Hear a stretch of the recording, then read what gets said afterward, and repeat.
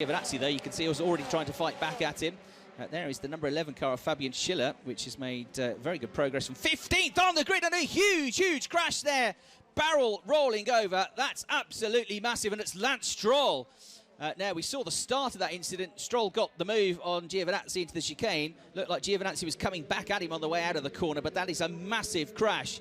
And I hope that Lance is okay. These cars are super strong. They're built to the very highest standards, but that was a very nasty incident indeed.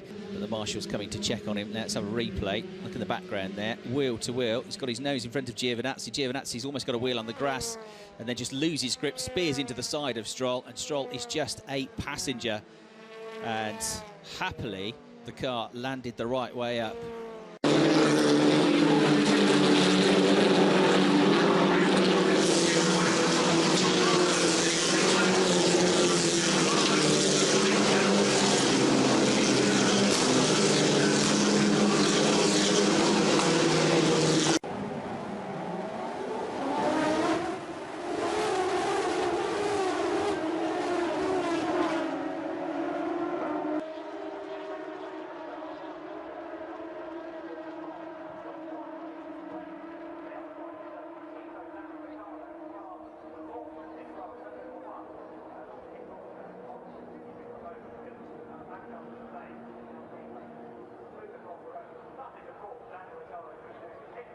They all survive, and there's more contact, and a huge moment this time coming up towards Les Combes, and that, I'm afraid, is the Carlin car upside down.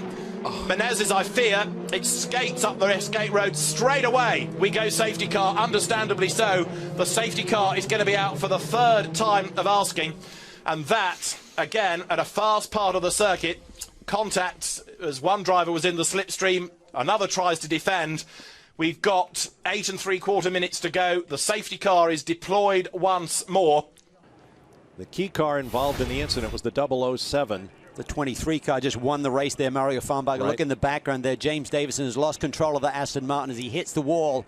There's a safety truck there, which I think was trying to come out onto the racetrack thinking the race was over to attend to the 58 car that still remains parked down there in the turn 1 area. So I'm not sure if that safety worker just peeked his nose out a little bit early thinking everything was good to go, but Davison had lost control, and then just unfortunate circumstances there, Bob. Dean Stoneman holding in second place for Dams ahead of Nick De Vries. Roberto Meri crosses the line in 4th. Oh, dear me! Oh, no! Terrible crash as Nicholas Latifi plows into the back of Roberto Meri's car. Meri slowed down immediately after the start-finish line, and Latifi launched off the back of him. I do hope both those drivers are okay. That was an utterly sickening impact. As we see, Roberto Meri had taken the checkered flag, and Latifi just did not realise he'd slowed down so quickly. An absolutely horrible crash. I'm shocked at that Roberto Meri, unless he had a mechanical problem, there's no need to slow down that much so close after the start finish line. I'm glad to see that Latifi out of his car, Meri moving and Meri getting out as well. Well, lucky boys there. Roberto Meri, I don't know if it was just he was annoyed that he got a penalty for track limits or what was going on, but that could have been even nastier than it hopefully was. Like Frank Raffler's Raffle, and side by side with Braze. Braze ends up on the grass. He's going to spin the car. Braze is just missed there. This is contact there. I think that was sharp and mushy. It was, yeah. Oh, dear, no. Oh my goodness, what was Proctor doing? What was he thinking? Well, oh goodness me. Big hit. I think this is absolutely 100% safety car material now. Yeah, absolutely right. Let's firstly hope that both the drivers are okay. That's the most important thing, because that was a nasty hit for Carl Breeze, and we know how strong the G50s are. But there's Proctor still in the car. Let's just check he's okay as well. We've managed to get through the day with only one use. Big shot, but that could be a safety car. Now that looks like a mechanical failure under braking. That was a big impact. The McLaren suddenly speared off the road and took the Bentley. Yeah, absolutely. That was massive. Now, whether he locked a brake into the braking zone, the McLaren drifts over to the tail.